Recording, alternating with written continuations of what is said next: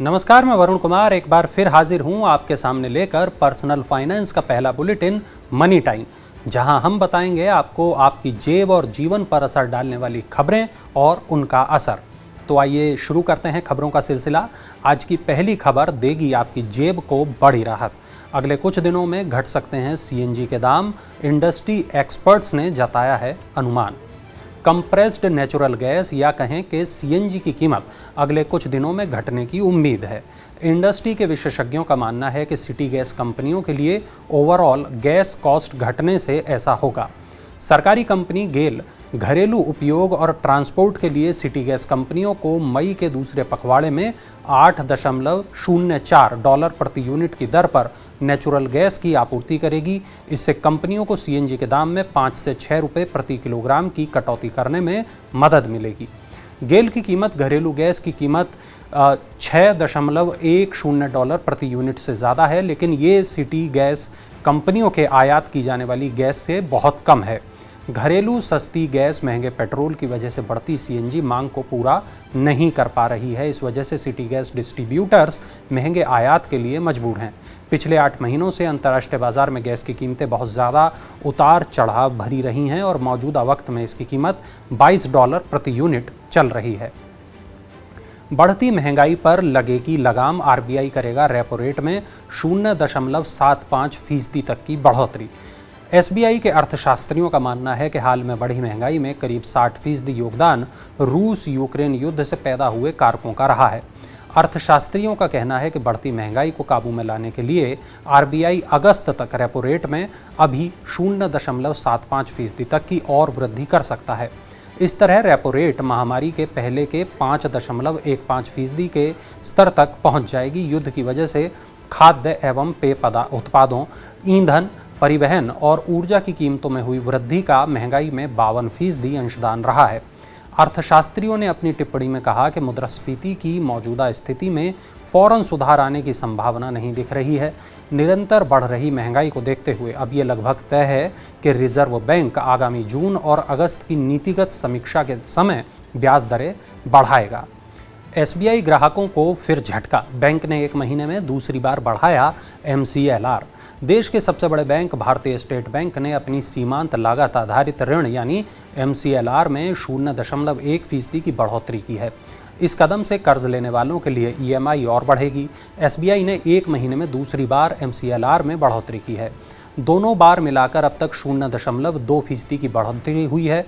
RBI के इस महीने की शुरुआत में रेपो रेट को 0.40% से बढ़ाकर 4.40% कर दिया गया है। इसके बाद एसबीआई ने ये बढ़ोतरी की है। 1 साल की MCLR 7.10% से बढ़कर 7.20% हो गई है।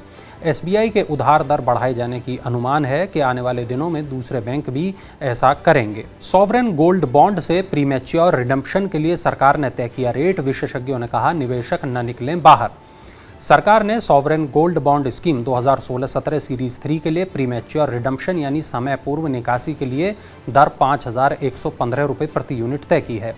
आरबीआई के अनुसार जारी होने की तारीख से 5 साल के बाद गोल्ड बॉन्ड से प्रीमैच्योर रिडम्पशन की अनुमति होती है। सॉवरेन गोल्ड बॉन्ड 2016-17 सीरीज 3 को 17 नवंबर 2016 को जारी किया गया था। तब इस गोल्ड बॉन्ड का इश्यू प्राइस ₹2,957 प्रति ग्राम था। SEBI registered advisory firm Humfauji initiatives के संस्थापक संजीव गोविला का कहना है कि sovereign gold bond 2016-17 series 3 bond ने 13.5% का बहुत अच्छा रिटर्न दिया है। महंगाई और जीडीपी ग्रोथ को लेकर मौजूदा अनिश्चितता को देखते हुए गोल्ड बॉन्ड को न बेचना समझदारी वाला कदम होगा। यदि निवेशक प्रीमैच्योर रिडम्पशन करते हैं तो उन्हें 20% long term capital gain tax देना होगा, जबकि 8 साल की पूरी मैच्योरिटी के बाद मिलने वाले लाभ पर कोई भी टैक्स नहीं लगता है। आगे सोने की कीमत बढ़ने की और संभावना है। ऐसे में निवेशकों को गोल्ड बॉन्ड के प्रीमैच्योर रिडम्पशन से बचना चाहिए। मेड इन इंडिया रक्षा उत्पादों की मांग बढ़ गई है, निवेशकों को इससे फायदा होगा। देश में रक्षा उत्पाद बनाने वाली प्रमुख कंपनी भारत फोर्ज लिमिटेड का मार्च में समाप्त वित्त वर्ष 2021-22 की चौथी तिमाही का शुद्ध लाभ 9% से ज्यादा बढ़कर 231 करोड़ रुपए से ज्यादा रहा। कंपनी ने वित्त वर्ष 2020-21 की समान अवधि में 212 करोड़ रुपए का शुद्ध लाभ कमाया था। कंपनी की वित्त वर्ष 2021-22 के लिए परिचालन आय बढ़कर 10,461 करोड़ रुपए पर पहुंच गई, जो इससे पिछले वित्त वर्ष में 6,336 करोड़ रुपए रही थी।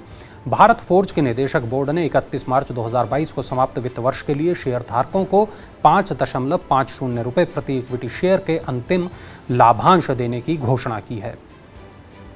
अप्रैल में रोजगार की संख्या बढ़ी, 88 लाख लोगों को नौकरियां मिली। महामारी की शुरुआत के बाद से अप्रैल 2022 में रोजगार बाजार में सबसे तेज विस्तार देखने को मिला है। Centre for monitoring Indian economy के आंकड़े बताते हैं अप्रैल में 88 लाख लोग देश के श्रम बल से जुड़े हैं। हालांकि मांग की तुलना में उपलब्ध रोजगार पर्याप्त नहीं है। अप्रैल में भारत का श्रम बल बढ़कर 43 करोड़ 72 लाख पर पहुंच गया। यह महामारी की शुरुआत के बाद का सबसे ऊंचा आंकड़ा है।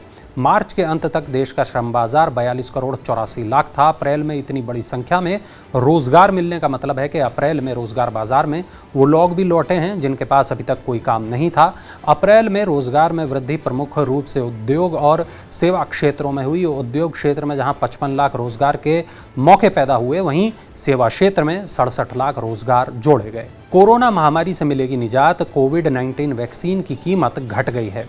दवा फर्म बायोलॉजिकल ई लिमिटेड ने अपनी कोविड-19 वैक्सीन कार्बेवैक्स की कीमत 840 रुपये से घटाकर 250 रुपये कर दी है। इस कीमत में जीएसटी शामिल है। कंपनी का कहना है कि उसके इस कदम से लोगों को टैक्स और टीका लगाने के शुल्क सहित प्रति खुराक 400 रुपये का भुगतान करना होगा। इससे पहले निजी टीकाकरण केंद्रों में टीके की कुल कीमत 990 रुपये प्रति खुराक थी। इस साल मार्च में जब देश में कोविड-19 से बचाव के लिए 12 से 14 साल के बच्चों का टीकाकरण शुरू हुआ था तो कार्बेवैक्स वैक्सीन का इस्तेमाल किया गया और सरकारी टीकाकरण कार्यक्रम के लिए इसकी कीमत 145 रुपये तय की गई थी। शेयर बाजारों में 6 दिन की गिरावट का सिलसिला थम गया है। सेंसेक्स 180 अंक चढ़ गया है।